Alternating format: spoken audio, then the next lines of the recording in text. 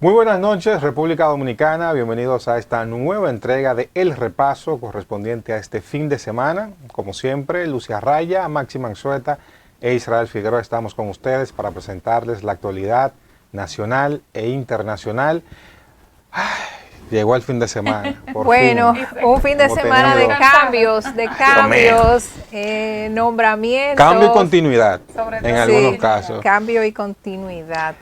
Bueno, como ya es bien sabido por todo, el pasado viernes el presidente Luis Abinader se juramentó ante la Asamblea Nacional. Hubo cambios. 4 años más. 4 años más, se juramentó por un nuevo periodo. Y hay muchas novedades, es un acto que se saca, primera vez que ocurre del espacio del Congreso Nacional y la Asamblea Nacional, o sea, del espacio físico, ¿verdad? Porque la Asamblea Nacional se extendió, y la reunión se extendió hasta el Congreso, hasta el Teatro Nacional, donde se hizo la juramentación del presidente Luis Abinader. ¿Qué lo viste eso? Vamos a ser honestos.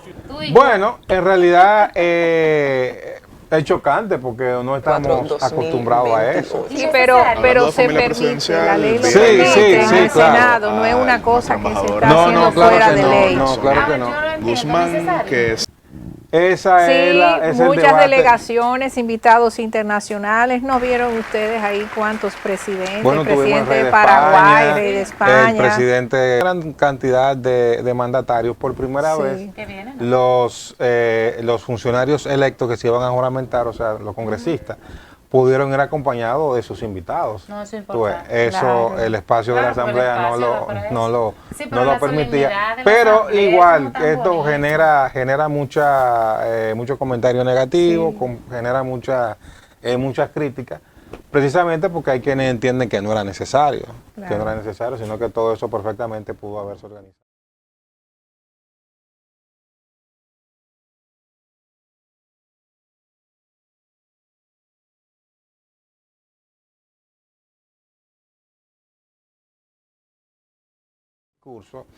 Es importante que a partir de ahora las autoridades sepan que, y los funcionarios sobre todo, sepan que este es un segundo gobierno. Sí.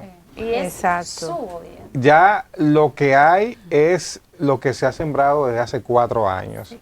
Ya no podemos decir, mirar para atrás es mirar el mismo gobierno. No, de que criticar, la crítica le cae al mismo gobierno. Entonces por eso ya se espera que la narrativa cambie, porque ya no es que encontramos un desastre, ya es que esto va todo corrido. Exacto. Entonces lo que esté mal es porque viene mal desde hace mucho tiempo. Y tardamos 4 años y en esos 4 años no se pudo corregir. Exactamente. Entonces ya no se le puede pegar al pasado, se debe pegarse al gobierno actual. Bueno, lo que tienen que saber los funcionarios es que el presidente Luis Abinader ha dicho que va a seguir combatiendo la corrupción.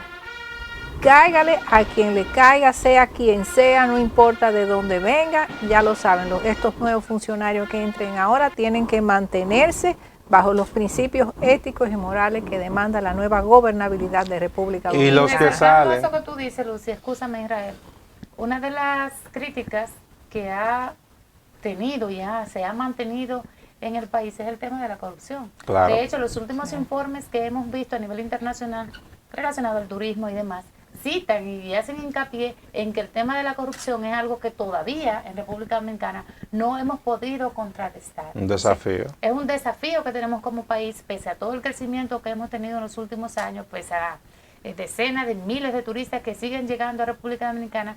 El tema corrupción debe ser tomado muy en serio por este gobierno en estos próximos 4 años, porque necesitamos salir de ahí ya. Claro, necesitamos cambiar también esa mente, esa cultura que viene, porque no solamente de gobiernos anteriores, de nuestra historia pasada, ya hay que cambiar totalmente. Bueno, vamos a ver que si realmente hasta cuándo es la ñapa que habrá concedido la procuradora Miriam Germán al presidente Luis Abinader para permanecer. Recuerden que él dijo en la semanal, en esta semana, que él le iba a pedir a ella que se mantuviera un tiempecito porque la papa está caliente para sustituir a doña Miriam. Pero su heroísta está ahí esperando. Bueno, es que, es que también ver que fueron como quien dice a suelto esa gente del caso de Odebrecht. O sea, aquí no hay caso de Odebrecht ahora mismo. No, que ya.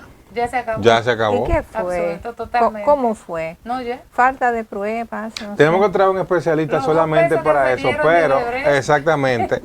Es un caso tan complejo porque uno no entiende cómo la empresa reconoce que pagó soborno. Sí. La empresa reconoce y por eso aquí pagó en el país, aquí de este país, y por eso pagó una multa. Sí, pero los funcionarios a quienes se les pagó el soborno no aparecieron nunca. Pero nunca los sobornados aparecieron. Nunca. Entonces, yo creo que los dominicanos tenemos que sentirnos orgullosos porque de todo el conglomerado de países donde había corrupción por Odebrecht, que incluso se llevó presidentes. Claro. Vicepresidenta. Sí, tumbó gobierno. Sí. Un expresidente se pegó un tiro en Perú, que fue Dan García. Sin embargo, nuestros funcionarios, nuestros gobernantes tuvieron la honestidad de manejar contratos por el lodo y no se enlodaron. O sea, tuvieron la honestidad, la claridad, la verticalidad, la transparencia de lidiar con una empresa corrupta, ¿verdad? Y ellos nada que ver. Entonces, parece que Odebrecht lo engañaron ellos mismos. Y con esos allanamientos de película que se dieron, o sea, Dios santo, cosas más lindas. Bueno. Sí. Nosotros que nos tocó participar de eso, y esa persecución en esos vehículos. Esos drones que llevaba Jan Alain a la cárcel de Najayo y cómo... Oye, y la exhibición en una perrera prácticamente. No. Sí. Bueno, pero pasaron un momento desagradable. Ya la magistrada Miriam había advertido que algo así podía pasar. Sí. Ella no se equivoca. Sí. Bueno, a propósito también de la juramentación, porque ¿verdad? Hay un tema que no podemos dejar de mencionar y es que nuestros queridos hermanos haitianos, ellos estaban invitados. Le cerraron el espacio aéreo. Pero le cerraron, ellos decían que no, tenían que ir a Miami y de Miami venir aquí. Pero esa teoría se la tumbaron a la media hora. Al otro día, porque hirieron a un policía de la Guardia Quiniana y tuvieron que venir a atenderlo aquí. Y no lo trajeron en carretilla. Y lo pasaron por Miami. Ni lo llevaron a Miami, lo trajeron por el espacio aéreo. El canciller dijo que aquí no estaba cerrado el espacio aéreo. Es que absurdo eso. Nunca ha estado cerrado. Es que ellos aprovechan el espacio para poner, vamos a decir, el tema. Haití siendo Haití. Mantener una postura de oposición. Claro, de víctima ante República Dominicana, este país que vive masacrándolo a ellos, que no le da permiso para nada. Esa es la posición de Haití. En resumen, Haití siempre encuentra a la diplomacia, agarra a la diplomacia dominicana en la bajadita. En la bajadita, ¿viste? Siempre qué buscan hábiles la manera. son, esperaron el momento. En realidad es una excusa ridícula. Sí, es una excusa ridícula y se nota que quieren una relación tensa.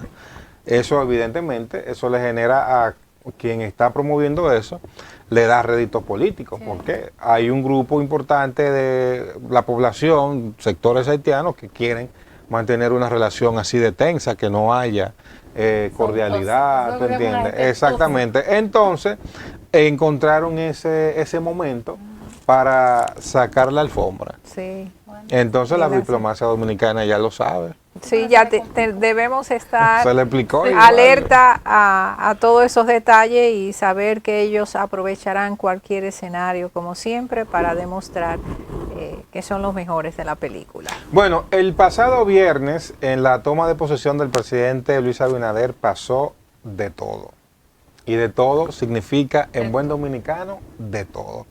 Tuvimos un discurso esperanzador, un acto muy bonito, un poquito de dificultades en la zona de la Máximo Gómez, porque imagínate, tú tener ya desde el jueves habían áreas de la capital ya muy limitadas, pero se comunicó con tiempo. Se comunicó, se comunicó. Se comunicó con tiempo cuáles eran las vías alternas que debíamos, por las que debíamos transitar, ya que desde el día anterior, por supuesto, se iba ya a estar cerrando todo el perímetro para los preparativos y demás. Por lo tanto, la ciudadanía desde antes unos días antes ya sabía por dónde debía moverse. Y ese día es feriado, o sea que si usted no es periodista, no busca nada en la calle. Mire, si usted no es periodista, congresista o está invitado, usted no buscaba nada en la calle. No buscaba nada. Que viva por ahí cerca. Bueno, pero que no va a salir para ningún lado porque está todo cerrado, quédese en su casa.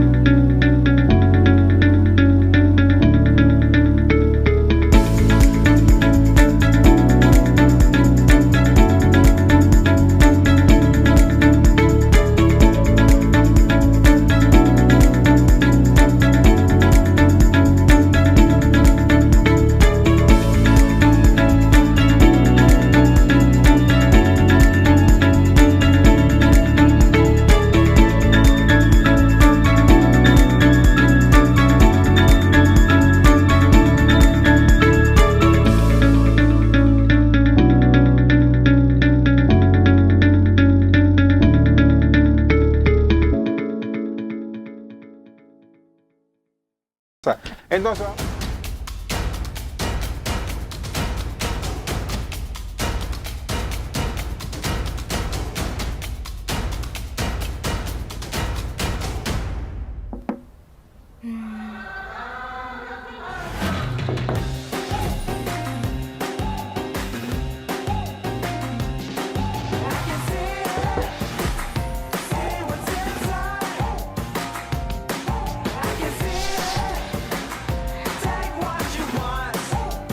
Tómate todo el tiempo que quieras. Mira el interior de tu refrigerador sin abrir la puerta y sin perder aire frío. LG InstaView ThinQ.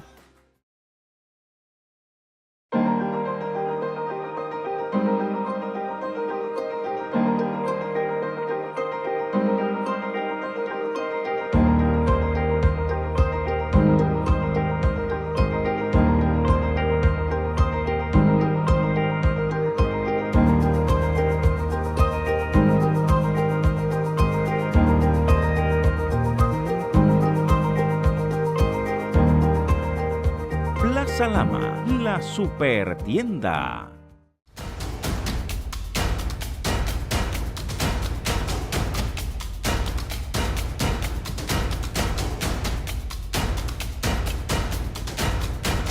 Hola amigos, amigas, continuando con más en el repaso. Hoy tenemos un invitado muy especial, un destacado economista, director del Centro de Análisis y Estudios de China y de Asia, miembro de la Academia de Ciencias de la República Dominicana, docente universitario, con una trayectoria, bueno, que ya podemos decir una persona muy conocida que no hace falta presentar. Pero tenemos con nosotros al doctor Eduardo Klinge Piveda. Bienvenido. Muchas gracias, Luz. Muy agradecido por invitarme una vez más. Ya hacía un tiempito que no pasaba por aquí. Sí, hace un rato. Un amigo de data. No viene solo, sino que viene acompañado de su última producción intelectual, que es este libro, Valoración Geopolítica de una Pandemia.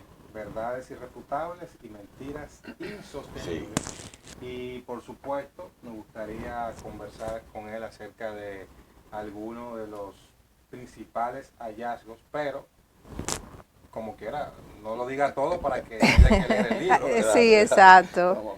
Por lo menos para motivar el interés. Exacto, para motivar el interés. No, yo creo que verdaderamente la pandemia es uno de los acontecimientos más impresionante que hemos tenido en el mundo, por lo menos en 100 años. Sin duda. Y en lo que va de siglo, es lo más relevante que hemos tenido. Tenemos la guerra de Rusia y Ucrania, que bueno, tiene otra connotación, y la barbaridad de Israel en Gaza. Pero la pandemia afectó a todo el mundo. Y me pareció que era tan importante, había tanta controversia, tanta manipulación de la información, que me puse a investigar. Y realmente en el libro, que era mucho más extenso, tuve que reducirlo, pero en el libro todo lo que yo digo está documentado con más de 1000 citas bibliográficas. ¿Qué ocurre? De que lo convirtieron o intentaron convertir el problema de la pandemia en un factor geopolítico. ¿Cuál había sido el origen?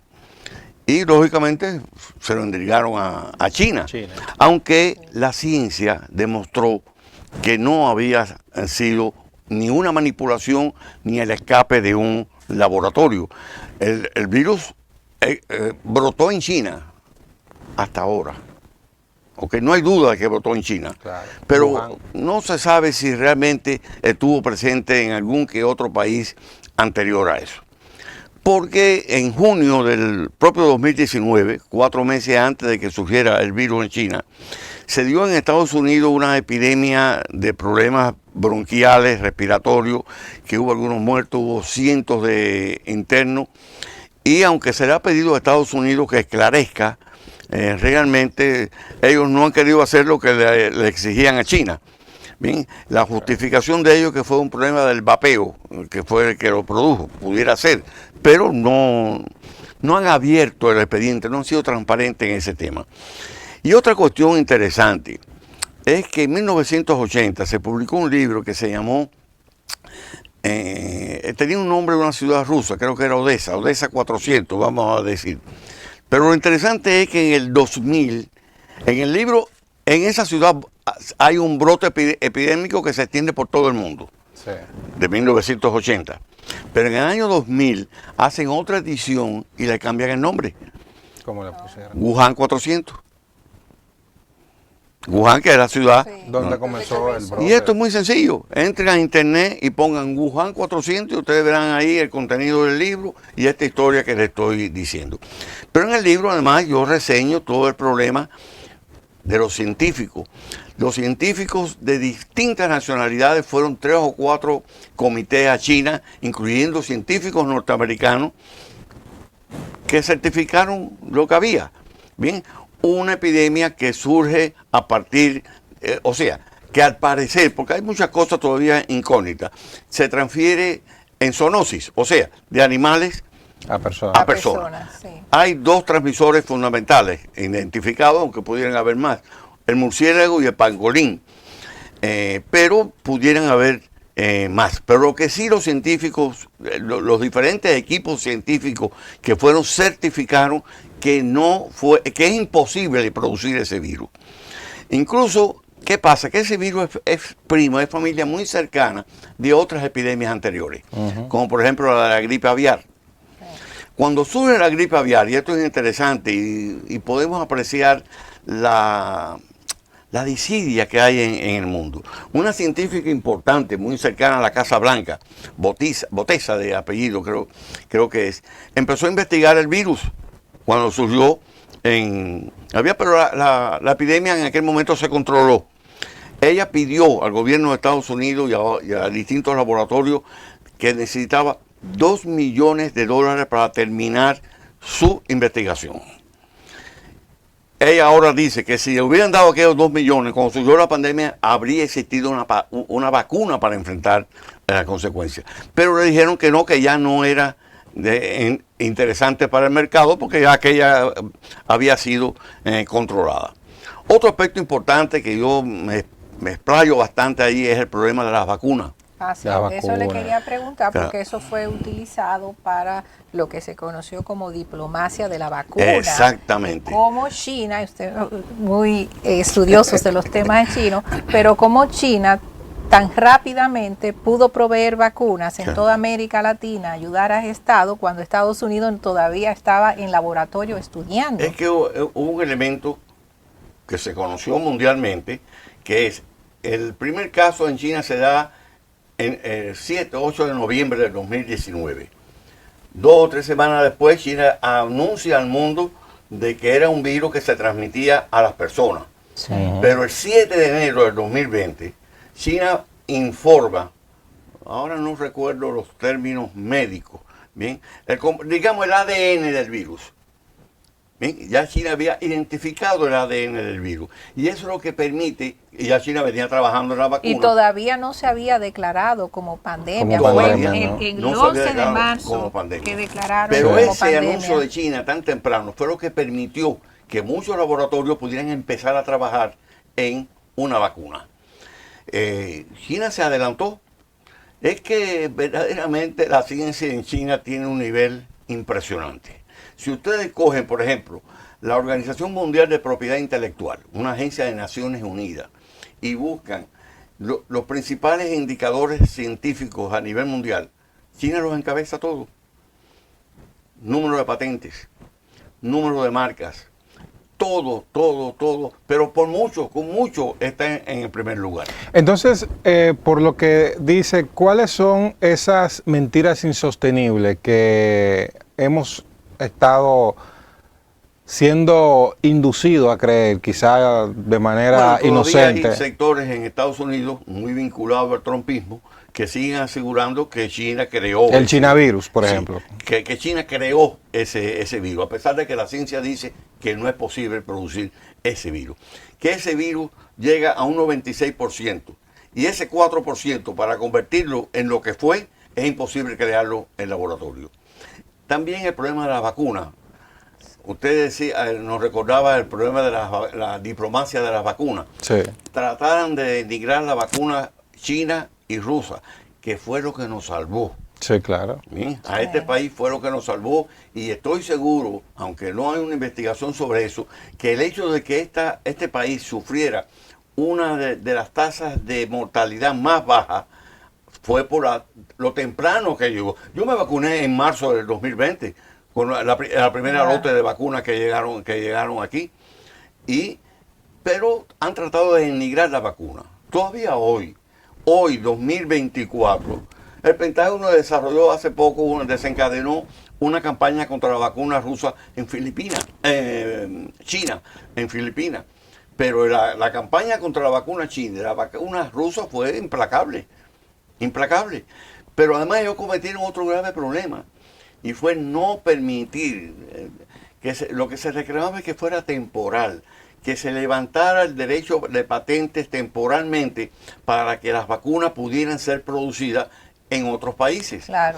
Pero algo que hay mucha gente que pudiera pensar, y es, como China tiene una forma de gobierno diferente a como lo tenemos por estos lados, elecciones consecutivas, cada cierto tiempo, cambios, dependiendo de los resultados, que hay mucha gente que le pone un asterisco a los datos oficiales de China, precisamente por eso. Dice, bueno, también mucha gente entendía que el tema de la pandemia fue utilizada como un mecanismo para aumentar el control sobre la población. También, es decir, sí, con las medidas, por las medidas sanitarias. Los estados tomaron medidas. Exacto, pero que ahí había un interés mucho mayor, que había que informar dónde una gente se iba a mover por el teléfono.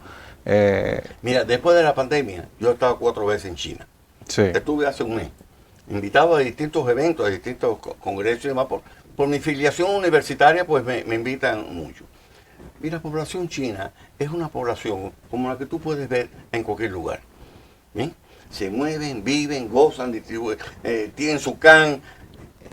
Es lo mismo en todas partes. Ahora bien, el problema de cuestionar los datos de China.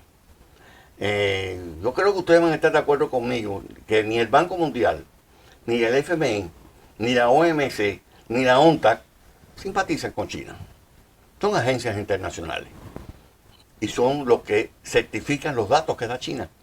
Es que en el mundo de hoy, Israel, es imposible engañar, porque está todo tan informatizado que es imposible. China puede decir, exporté tanto. Ok, pero eso que dice China que exportó, tiene que corresponderse con lo que los demás importaron. Sí. Y eso hay agencias que se dedican a eso. Ahora mismo el FMI certificó que este año China va a crecer un 5,2%, cuando están diciendo algunos que la economía de China está colapsada. El Banco Mundial dice que va a crecer 5%. La Unión Europea dice que va a crecer 4,8%. Como quiera, está muy por encima de lo que otros quisieran. El gran problema, no hay ni un país perfecto ni una economía perfecta. Todos los países tienen algo que criticarse. Claro. No hay sistema perfecto. El ciudadano quiere, en todos los países quisiera cambiar algo y demás. Ahora, lo que ocurre es que China, en 1980, no aparecía ni en los primeros 100 países del ranking mundial. Pero en el 2000 era la 6ª economía. Y en el 2010 desplazó a Japón y se convirtió en la 2ª economía. Y le duela a quien le duela, más temprano que tarde va a ser la 1ª economía mundial. Eso no significa nada para Estados Unidos. Estados Unidos va a ser siempre, por los siglos de los siglos, una gran potencia, si no se fragmenta. Pero va a ser siempre una gran potencia. China desplazó a Japón del 2º lugar en el 2010, hace 14 años, y los japoneses no han colapsado por eso. Lo que pasa es que Estados Unidos no soporta que lo desplacen. Ahora mismo, si ustedes ven la campaña que hay en Estados Unidos con las Olimpiadas. Bueno, me imagino. Sí. Ahora quiero preguntarle, ¿cuál es la posición de China con respecto a las campañas electorales que hay ahora en Estados Unidos? ¿Tienen ellos alguna preferencia por demócratas o republicanos? ¿Quién gane? Les es indiferente. Ellos se mantendrán las relaciones. Lo que pasa es que quien quiera que gane, la política hacia China es muy difícil que cambie en Estados Unidos, por lo que le estoy explicando. Sí, por la ventaja económica que tiene, ellos no soportan el avance de China, no lo soportan. Y esto no es un problema de demócrata ni de republicano. Puede haber tonalidades entre uno y otro, pero en esencia mantienen la misma posición. Por eso yo le propongo a algunos en la UAS, voy a impartir un diplomado que se llama Economía y Comercio en China, un diplomado de 60 horas. Yo he estudiado mucho a China, realmente desde antes que hubieran relaciones bilaterales. Y creo que ahí en 60 horas voy a tratar de exponer los elementos fundamentales para entender la economía china. Porque en mi artículo, en mi columna que yo tengo semanal en El Hoy los lunes, yo señalaba que China está rediseñando su estrategia de desarrollo para el futuro. Porque ¿qué es lo que tienen los chinos? Los chinos piensan en el futuro. Sí. Pero sin abandonar el presente. Hay un tema por el cual considero de que ellos han podido avanzar, como usted dice, poco a poco, por un tema de disciplina. Sí, mucha disciplina. Es la disciplina que tienen los chinos. Yo en mi artículo del lunes, yo utilizo ese término, es un país organizado y disciplinado. Bueno, doctor, muchísimas gracias por haber estado con nosotros, pero antes... Espérate. Ya me está votando. No. Dígame, enfócame este libro. Bien, ¿dónde lo pueden? O sea, quien quiera conseguirlo. Bueno, realmente sería bueno que me contactaran por mi correo, klingereduardo@hotmail.com, y yo ahí le facilito el contacto para adquirir el libro. Como también para el que le interese participar en el diplomado, también a partir de mi correo lo pueden hacer. ¿Para cuándo está previsto el inicio del diplomado? Para finales de este mes. Finales de este mes. El costo del diplomado es 25,000 pesos, una inscripción con 9,000 y después 2 pagos de 8,000. Y van a ser 60 horas y va a ser 100% virtual para facilitarle a la gente su participación. Bueno, doctor, muchísimas gracias por habernos acompañado y luego se quedan muchos temas pendientes. Quedan muchos temas, pero esperamos que podamos tener la oportunidad de tenerlo por aquí otra vez. Gracias por venir. Sí, por favor. Que ustedes no se muevan, que queda más de El Repaso.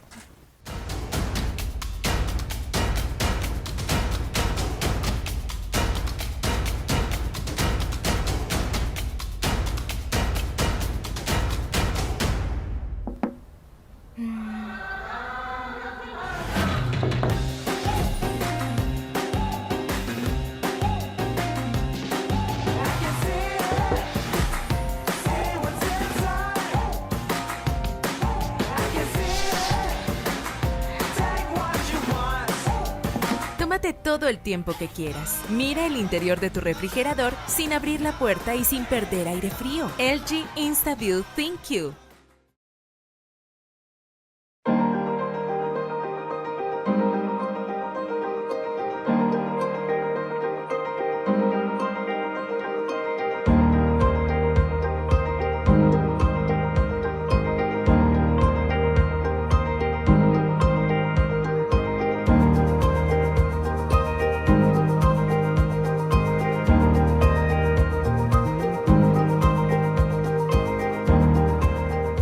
Plaza Lama, la super tienda.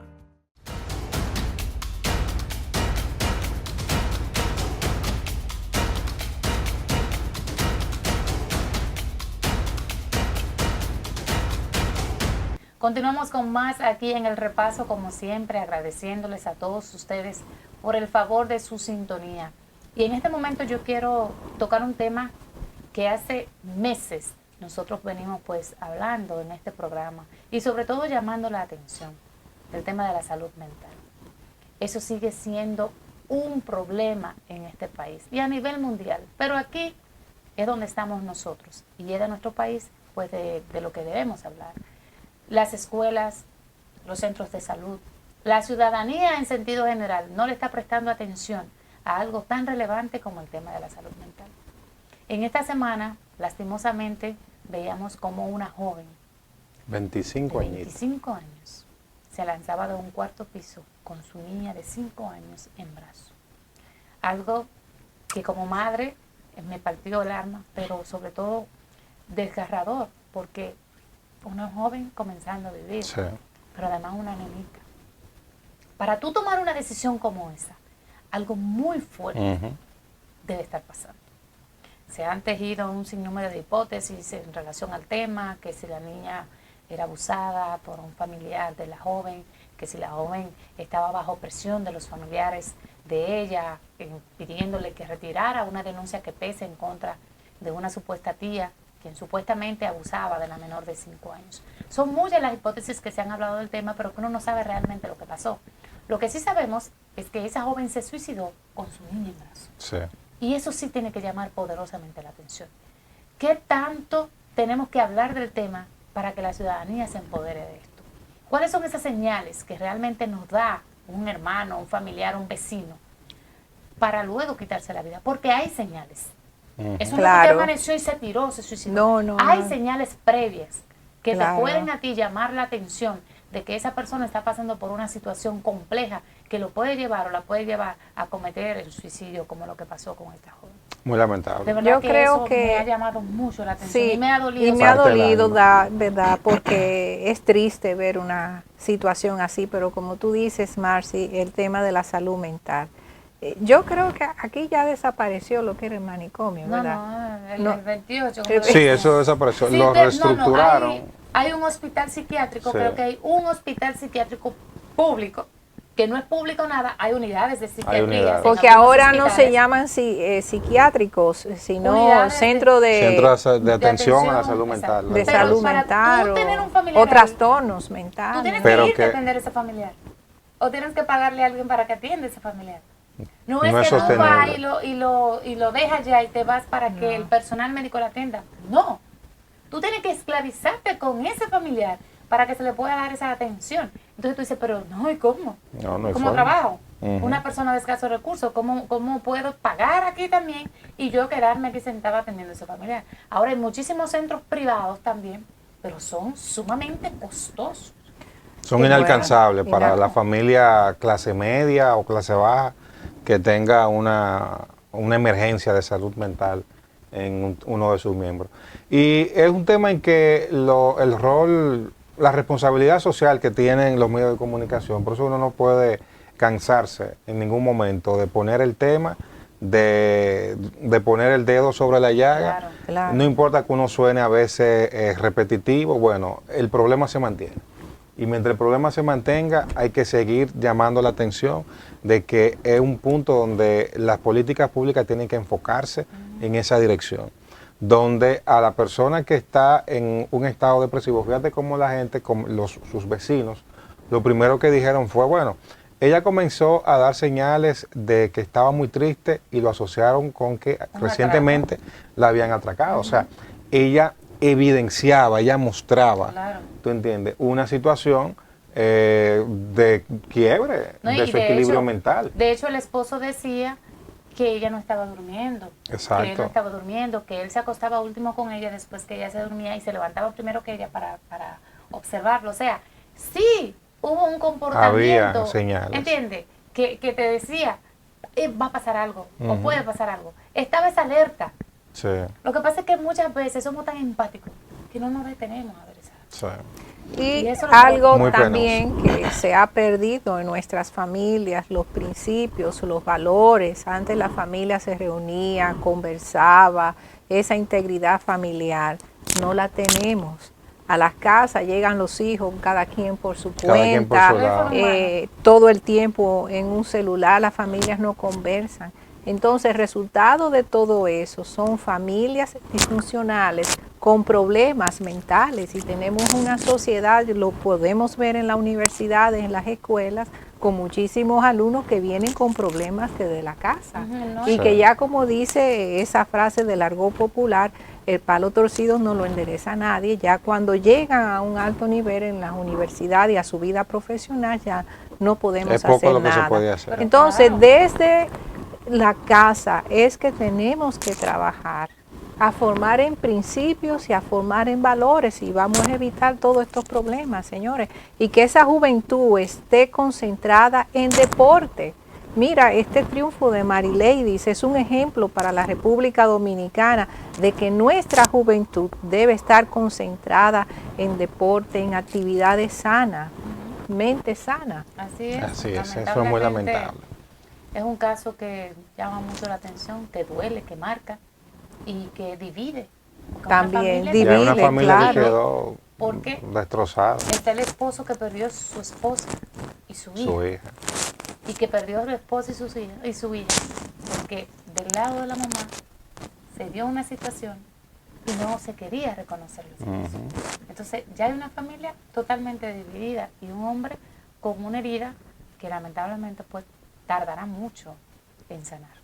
Es un caso en que honestamente es mejor verlo a nivel holístico, a nivel de la salud mental, porque mientras más datos, elementos uno conoce, más desastroso es el panorama que uno sospecha que esa chica tuvo que vivir en sus últimos días. Y bueno, vamos a dejar esa parte triste y esperar que la justicia pues ya a través del trabajo de investigación pueda demostrar qué fue lo que pasó.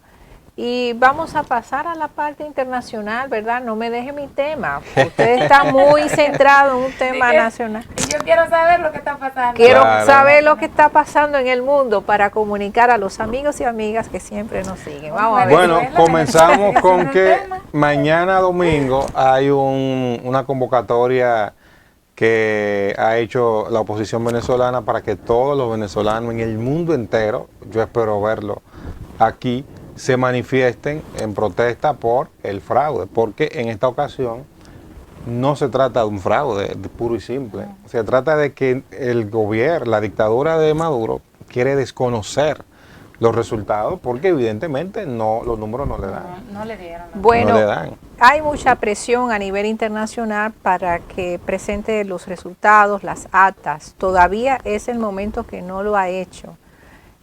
Ni lo va a hacer. No lo va a hacer, pero se podría presentar un escenario que en medio de esa presión internacional les diga vamos a llamar elecciones de nuevo. Bueno. Y lo va a hacer. Pero si yo perdí hace un mes, tengo la población en contra en las calles, ¿qué me garantiza a mí que yo voy a ganar en una próxima elección? No, es lo grande de esto preparar es... ese fraude tampoco va a tener tiempo para hacerlo. No, es un elemento. A menos que tú la mitad de la población la lleve a una cárcel el día anterior, que tampoco creo que pueda hacerlo, es muy difícil que llamen a elecciones. Eso yo creo que llamar sería es igual. más difícil. Llamar a elecciones es más difícil que él conseguir las actas ahí impresas de cualquier cosa y presentar algo que no sea realmente transparente y real. Exacto. Pero, Bueno, termina con lo de Venezuela, para yo poner. Sí, no, vamos a ver entonces cómo termina esto. No creo que se me vaya la idea. En Argentina hemos estado viendo esta semana todo un culebrón, porque el presidente antes de Milei, Alberto Fernández, esta semana nos enteramos, porque vimos la imagen de la ex primera dama, Fabiola Llanes, con el ojo abollado. Ay, sí. Pero que la obligó a abortar. Y uno dice, pero Dios mío. Sí, hay denuncia de ellas contra violencia intrafamiliar. Pero una denuncia fea que lo amenazaba. El expresidente Alberto Fernández amenazaba a la ex primera dama con que se iba a matar. Si ella daba eso a conocer.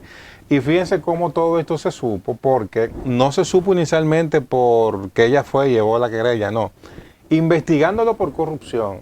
Ahí fue que se tropezaron. Investigándolo por corrupción, se toparon con el teléfono y se toparon con esa información. Entonces, para que ustedes vean que no hay una cosa más peligrosa que una mujer. Bueno, la violencia no hay forma de justificarla. Pero también un detonante fue un video que circuló del expresidente jugueteando con una amiguita en el palacio. Señores, ha salido en Argentina de todo. Wow. Un video de un ascensor, él en un ascensor, y no hay que decir haciendo qué cosa. Sí, y uno se queda como, pero Dios mío, ¿y qué clase de líderes que ha estado surgiendo? ¿Y quién era que tenía Argentina como presidente? Hasta que a su esposa Cristina Fernández, golpeaba. Cristina Fernández, que no es santa de mi devoción, pero ahí está, ella dijo, oye, pero esto es un caso de lo peor, de lo peor, de lo peor, de lo peor.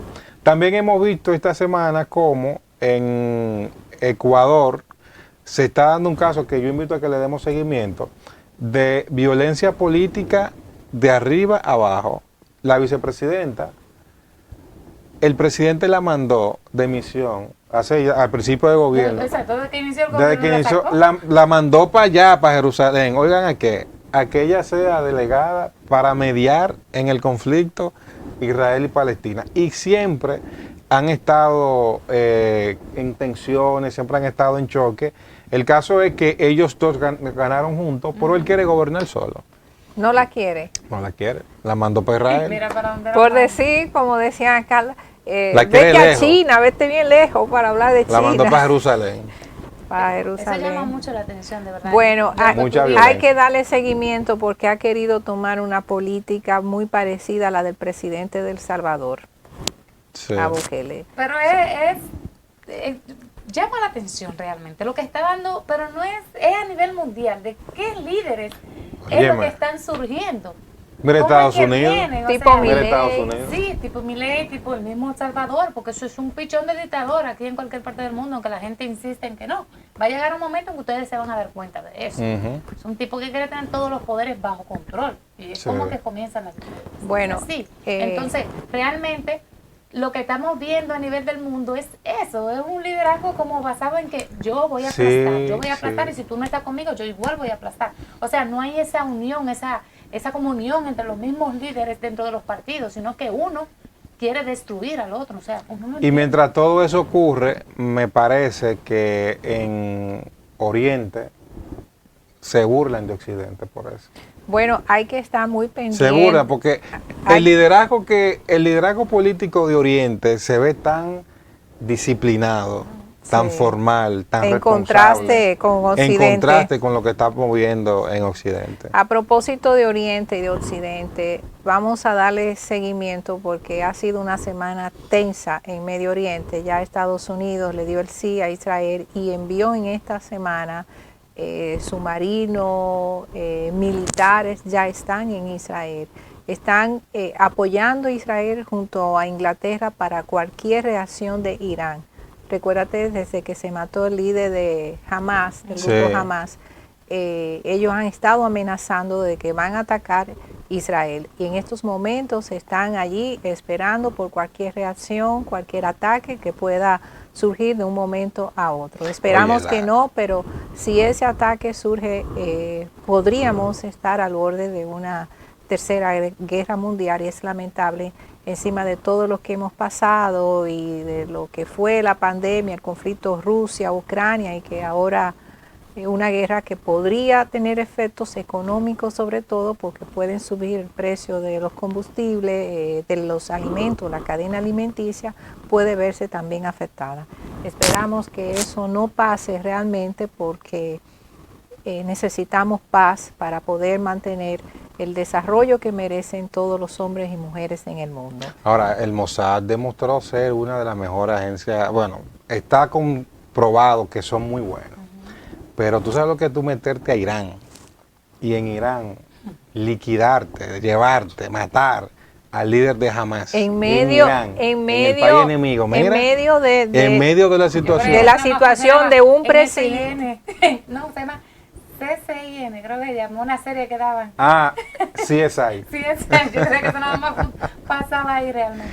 ¿Tú sabes lo que tú metete ahí? Mira, no, esa agencia de no inteligencia. Una agencia de inteligencia muy buena y ellos van a seguir así. Quiero pasar a la parte dominicana, terminamos con esa parte, claro. La parte dominicana, pero la parte internacional. Comunicar a todos los dominicanos y venezolanos que tienen temas pendientes. Ya se publicó en la página del Ministerio de Relaciones Exteriores que los temas de intereses de la República Dominicana en Venezuela estarán manejados por la Embajada de España, en la República Bolivariana de Venezuela. O sea, España se va a encargar de toda la parte de los intereses. En atención a la parte consular, para los que están haciendo gestiones o tienen que solicitar visa, tienen que hacerlo desde el Consulado Dominicano en Bogotá, Colombia. O sea, de allá se van a manejar las cosas. Todo esto por una rabieta de Maduro. No quiere el tema con los dominicanos. Por una rabieta de Maduro. Bueno, señores, se nos termina el tiempo. Gracias por habernos acompañado. Para Lucia Raya, Israel Figueroa y Maxi Manzueta, ha sido un honor haber estado con ustedes. Gracias por habernos acompañado y será hasta la próxima. Bye, bye. Bye, bye.